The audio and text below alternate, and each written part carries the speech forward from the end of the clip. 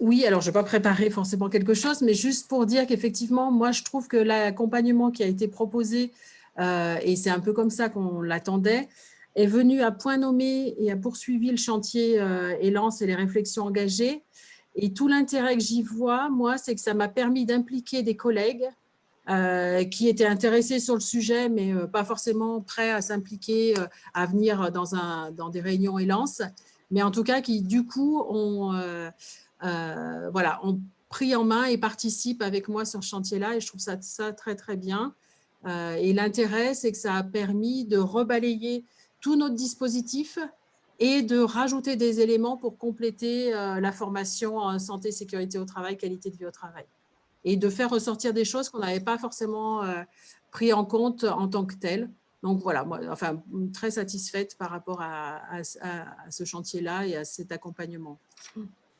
Et puis, les modules sont actuellement à disposition des écoles, puis va intégrer l'enseignement à distance de l'INRS pour un certain nombre d'élèves. Alors, un peu plus non plus avant de nous redire ça avant le stage. Donc, ça concerne tous les élèves de première année. C'est ça. Donc, ça y est, c'est proposé. Donc, en fait, c'est vrai qu'on avait un dispositif autour du stage de première année qui existait, qui abordait la santé et la sécurité au travail.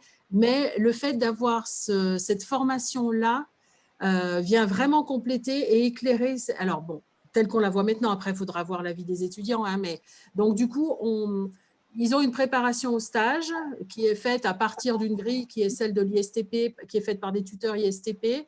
Ils ont ce cours-là qu'ils font à distance avec l'idée d'avoir 2 modules avant la formation santé et sécurité au travail que nous, on fait en décembre, et de finaliser les 2 autres modules pour ce séminaire-là. Et de partir après en stage ouvrier en janvier. Donc, bon, ben voilà, ça se met en place. Et ça se fait, ils valident. Bon, je pense qu'ils vont valider facilement. Que le problème ne sera pas la validation, le problème sera effectivement qu'ils n'y aillent pas au dernier moment, la dernière nuit avant le module pour pouvoir valider. Mais bon, et on l'a rendu obligatoire et ça va être validé ça va être obligatoire pour valider un enseignement. Voilà comment on l'a intégré.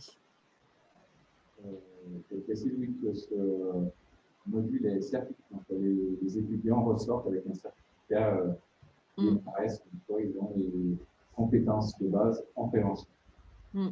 Mais on leur demandera un avis, on fera un retour avec eux pour voir quel intérêt ils y voient. Et voilà. Mais donc, du coup, on pourra effectivement avoir un peu de recul l'année prochaine, quoi, on va dire.